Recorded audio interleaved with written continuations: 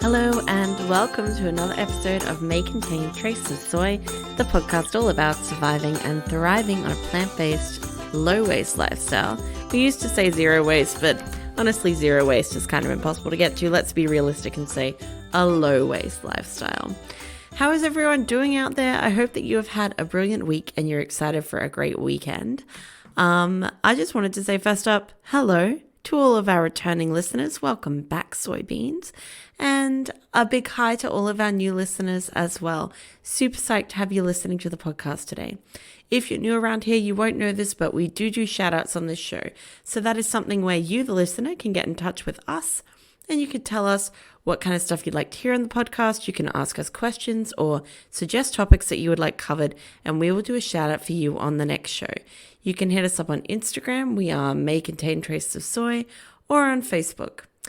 And if you are new around here and you are enjoying the podcast, something you can do to help us out is to go and rate and review the podcast on your favorite podcasting platform. But definitely do it over on Apple if you can. I think Spotify now has the ability to rate and review podcasts as well. So wherever you're listening, really, guys, if you could do that for me, that would be super amazing. It's super duper helpful. It really helps to push the podcast up there so that more people see it and hopefully spread that non-judgmental vegan message. So thanks so much for joining us for this week. This is episode 2, season 3. We are in 2022, and for our first episode, we kicked off talking about vegan milks and milk alternatives. Although we kind of stuck to 3 different types of milks and then just tried a bunch of soy milks, basically. But we talked about it. We talked through some things. That was a fun one. We were good enough to have Daniel on the podcast for that one. Daniel's not joining us this week because he couldn't get his act into gear to record on time with me. So we're going to go this one alone, guys, but I think we can handle it. What I wanted to talk to you about this week was just what it's like to go and be vegan in Hobart. So we are living at the moment in Launceston, Tasmania, in Australia. I know a lot of our listeners are overseas. And if it didn't give it away already, I am Australian. But we are, living in Tasmania, which is the bottom of Australia, in this tiny little island. And there's only 2 really big cities down here. So Hobart is the main city and Launceston is the second biggest in the state. So it's a 3-hour drive, and we actually recently went over and did an overnight trip over in Hobart. We went to Mona, which is one of the most famous art galleries. They're actually really contending these days on a bit of a world stage rather than just on a national stage against other Aussie galleries. Mona's pretty well known worldwide. So we went there, we checked that out, and that was a heap of fun. But even at Mona, there was some great vegan options. So at Mona, we went and visited Dudsby's, which is a vegetarian burger place, but you can veganize all of their food, and they were serving Beyond Meat burgers there, which was really cool. I love Beyond Meat because it is one of the more meaty tasting fake burgers, so that's one of my faves. We went there and we had that for lunch, and then we wandered around, but we also checked out a bunch of other great restaurants. We did Salamanca Markets. It was a heap of fun, so I wanted to talk you through some of the great vegan options that you can get in Hobart. So super excited to have you guys here for this one. So as I was saying, we did do Mona first up, and we went and got that burger from Dudsby's. But the other places that we checked out, when I actually was going to be going to Hobart, I went on to the Facebook Tasmanian Vegans group. So there's actually a lot of support that you can access through public groups and through social media groups, and even just through social media accounts if you want to get a better idea of vegan options in your area. I know that it's been a super big help to me. I'm still a part of the Brisbane Vegan group, and I'm a part of the Australian Vegan group, and I'm a part of the Launceston Vegans and the Tasmanian Vegans. Just every vegan group that's applicable to where I've lived, I have joined up, and I remain in some of the ones where I'm not living anymore. So we went and I checked that group out, and I just dropped them a line and said, hey guys, we're heading to Hobart. Would you be able to recommend any places?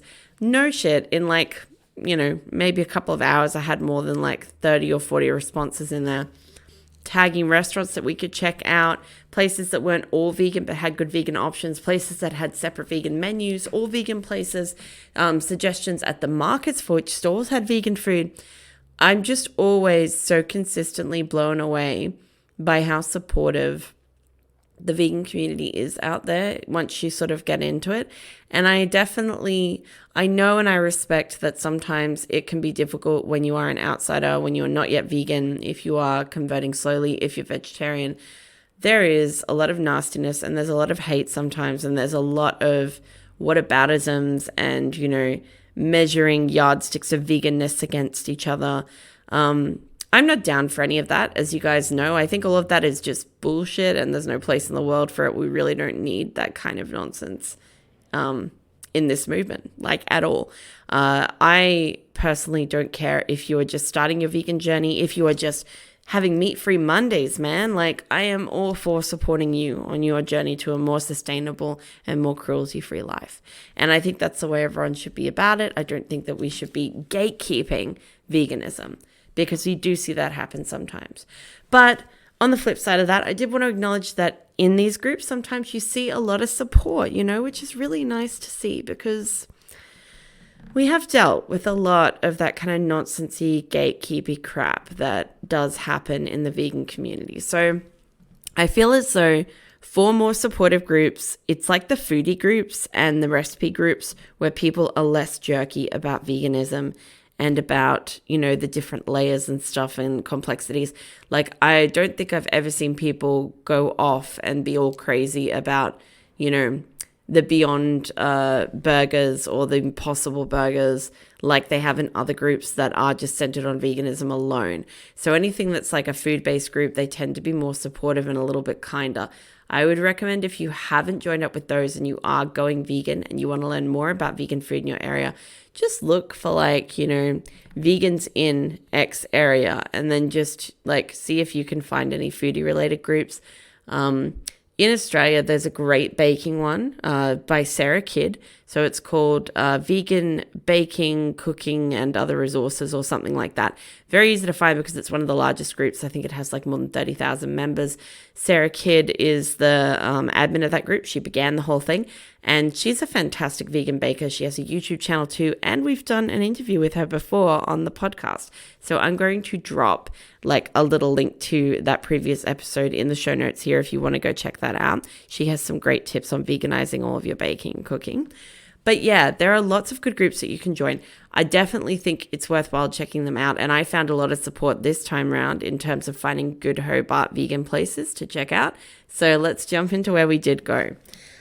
I had a bunch recommended to me. One of the ones that was recommended over and over again was Bury Me Standing. Now, that's a bagel joint in Hobart. It is incredibly popular.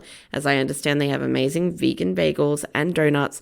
And I was so keen to go check that out. We didn't end up finding the time to go do it, unfortunately. We were kind of chock-a-block the time that we were there, and we just didn't make it there, to be honest. We just didn't fit it in. But I think next time we go to Hobart, it's going to be at the top of my list to go check them out. So that's Bury Me Standing in Hobart. They do lots of great bagels, amazing coffee, and really good vegan donuts and pastries and stuff. So definitely give them a look if you're in Hobart. The Thai Veggie Hut was another one that got a lot of honorable mentions in the comments. So Thai Veggie Hut, that looked really good too. There was Little Lotus Cafe. So that's a vegetarian cafe that has vegan options. I found that a lot of them were primarily vegetarian places that then, of course, they gave you vegan options, because all vegan places, probably not as common, whereas all vegetarian places cater to a wider audience. So if you're ever sort of looking around when you're going to be traveling somewhere and trying to work out where you can go, rather than searching vegan joints, search for vegetarian joints and then have a look at their menu and see what can be veganized, or if they offer you some vegan options there. It's a really good tip. One of the other ones that everyone spoke about was Little Poet. They're meant to have really good coffee, and they have lovely brunchy sort of vegan food. There was also the Winston. The Winston is a pub that apparently has a vegan menu with burgers and stuff on it. So I did want to check that out. But to be honest, the weather was absolutely atrocious when we were in Hobart. We actually made a vlog as well, so I'm going to drop a link to the YouTube for you guys to go check out the vlog as well. You'll see it was just bucketing down.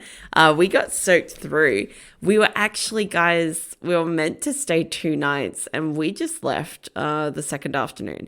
It was just too cold. We had, completely kind of soaked our clothes. Our jackets were all wet through. We were staying in a really dingy little hotel room with no kind of receptionist or concierge. It was really cheap, so I guess that's why it was like that. But yeah, we couldn't sort of find any way to dry anything out, and it just didn't seem worth staying. We'd already been to do a bunch of different stuff, and as we do live so close by, if we want to go back, we definitely can sort of do that without too much trouble. It wasn't like we paid for a flight there. You know what I mean? So yeah, we actually, we wound up coming back early. Maybe if we hadn't have, we would have seen one more place, but it was it was a bit of a depressing weekend to go to Hobart. The rain was not it. But yes, if you go and check out the vlog, you'll be able to see that. You'll be able to see our trip to Mona, and you also can see all of the amazing food that we did eat. So I will get to the food that we did eat in Hobart now. We had this delicious, burger at Mona. Then we came from there and went back to check to the hotel, which was in Salamanca near the markets.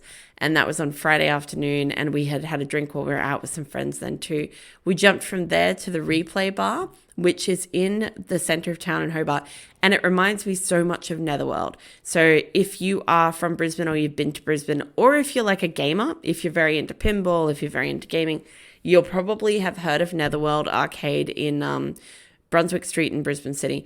It is one of the most popular arcade bars, and Netherworld is an entirely vegan place with meat and dairy being optional on all items on the menu. So I love that about them, because they kind of they flipped it on its head, the way that, you used to do these things where it would be like everything has meat and dairy. If you want it vegan, tell us. It's the other way there. So every single burger, every single dish is vegan unless you specify that you would like meat or dairy added.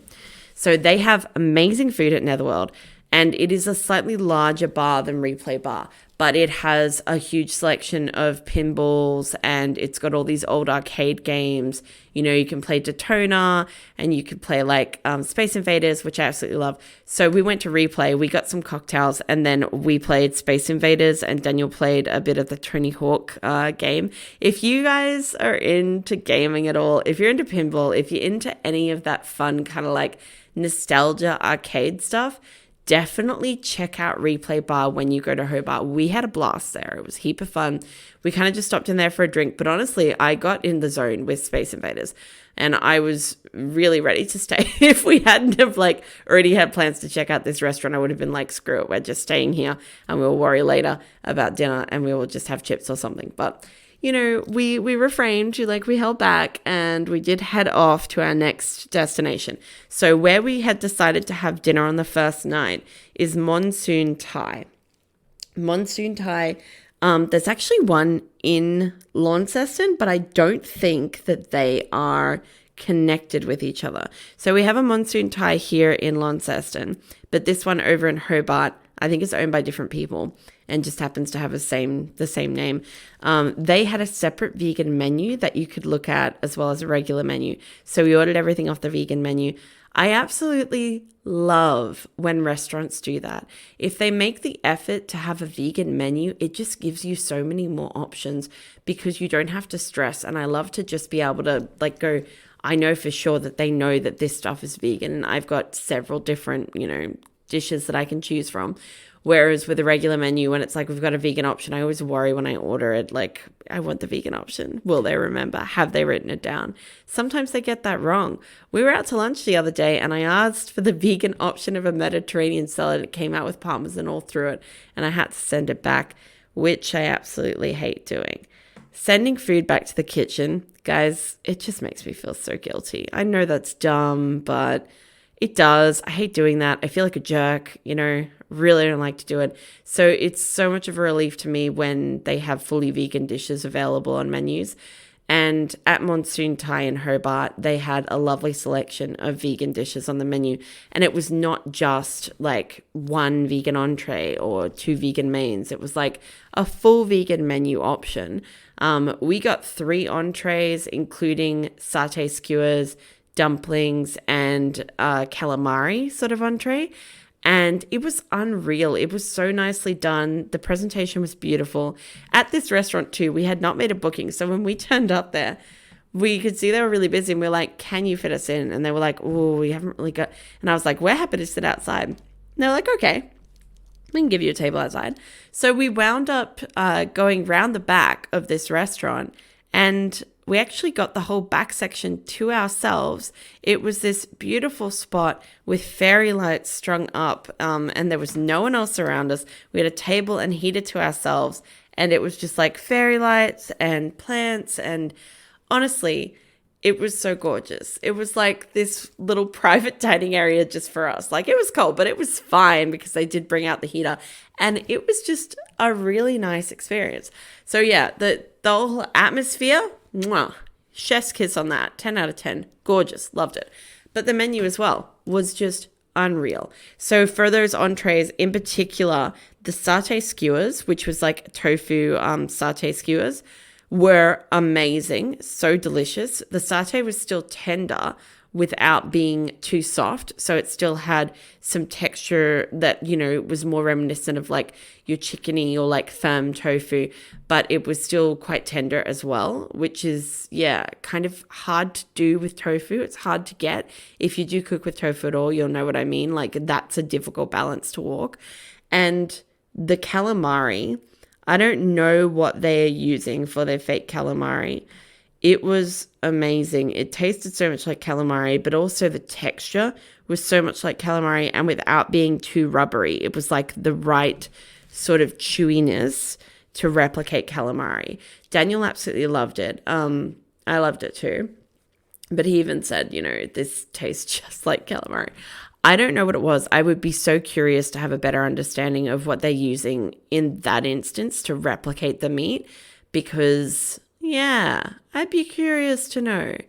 I can't put my finger down on what it is, but it's probably something to do with like bean curd, or maybe it's a process to the tofu. I'm not really sure. I would love to know more. I'm going to research that one actually because I'm really curious now. But yes, those were the entrees and they were unreal. For the main, we just shared like a vegan pad thai and it was delicious. Pad thai is still a favorite, and I actually made one myself the other night, which was really good. So yeah, winning. But yes, that was dinner. Then we wandered back and it was gorgeous, the fairy lights. The next morning, we went to Salamanca and we went to the markets there. And at the markets, we got these vegan donuts that were really delicious. I can't remember the name of the store that we got them from, but they were like little donut balls and they came in this sugar syrup. So if you're at the markets, I think it was called Loftif or something like that.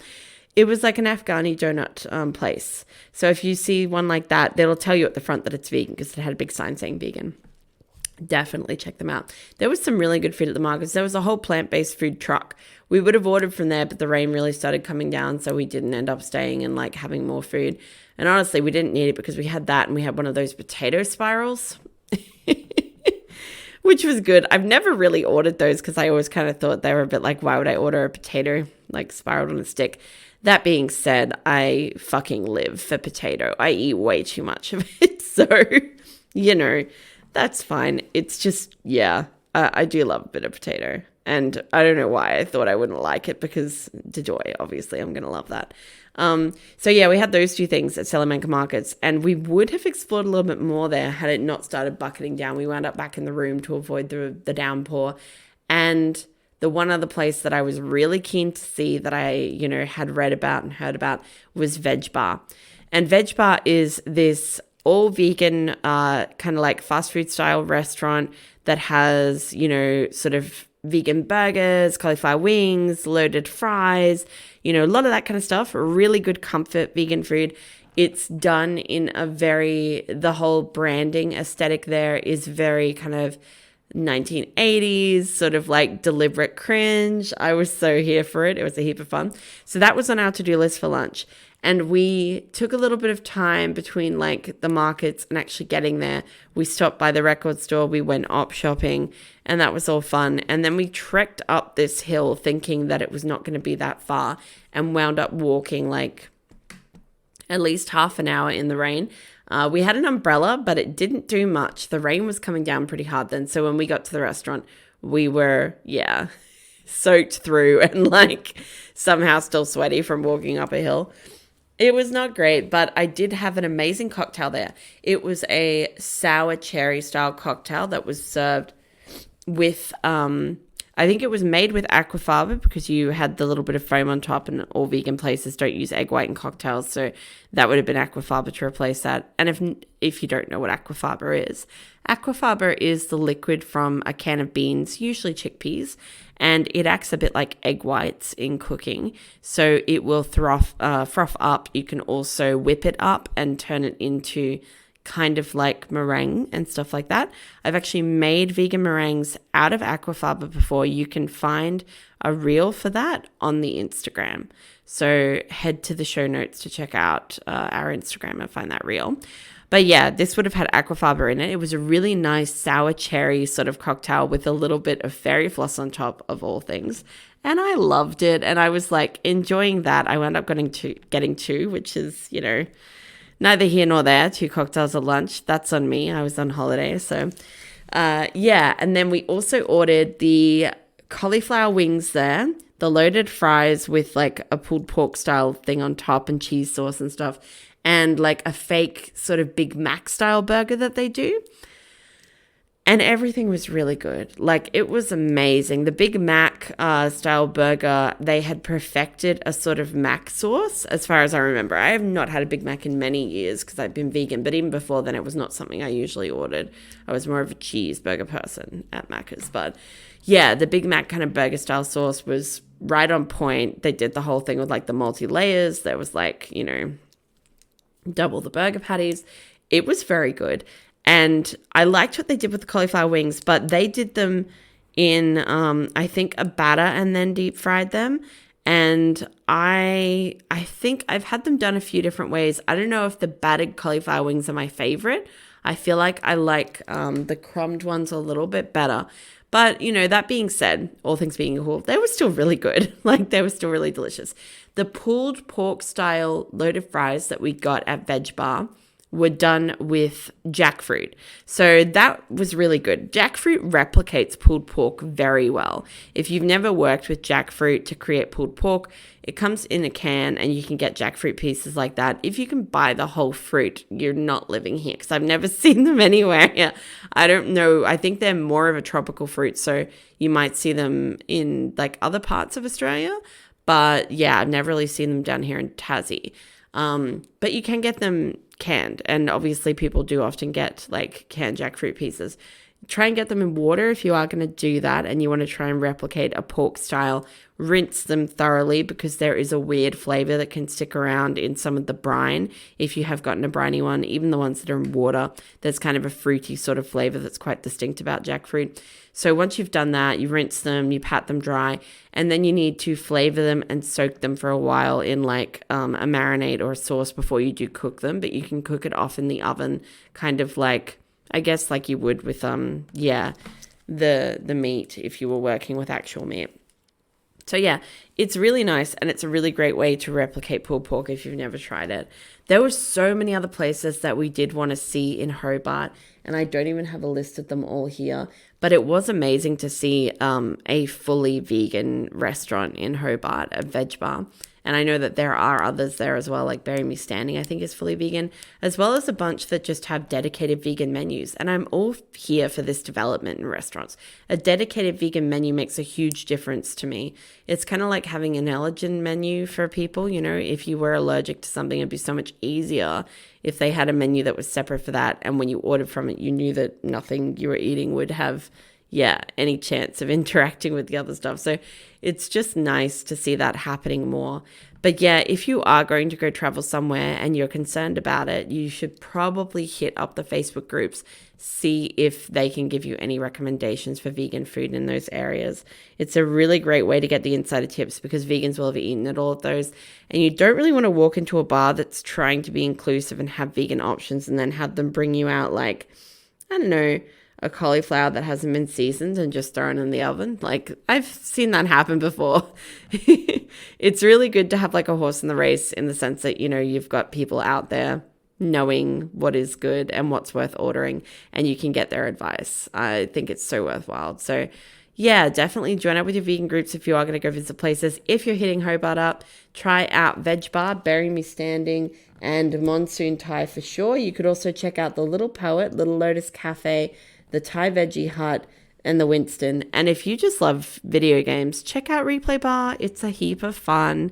I hope that you guys have enjoyed this episode. And next week we will be back with another one. If you do have any questions about the podcast, you can hit us up on social media. You can head over to Facebook or Instagram and check us out there. Or you can head to our TikTok. You'll find the link in the show notes. On TikTok, we're actually just at Rochelle Hope because I didn't bother to make a vegan, specific one for Make Contain Traces of Soy. So yeah, follow us on Instagram, find us on TikTok, hit us up on Facebook. Any questions, any suggestions? If you're enjoying the show too, take a photo or a screenshot of you listening to the show and post it to your socials and tag us. We'll definitely share it to ours. And make sure that you go and check out the vlog for our Hobart trip on YouTube. You can find the link in the show notes. Thank you so much for joining us this week. And we may be back in a week. We're considering going weekly with the podcast again. Otherwise, we'll be back in a fortnight. We'll just find out. Thanks for being here, guys.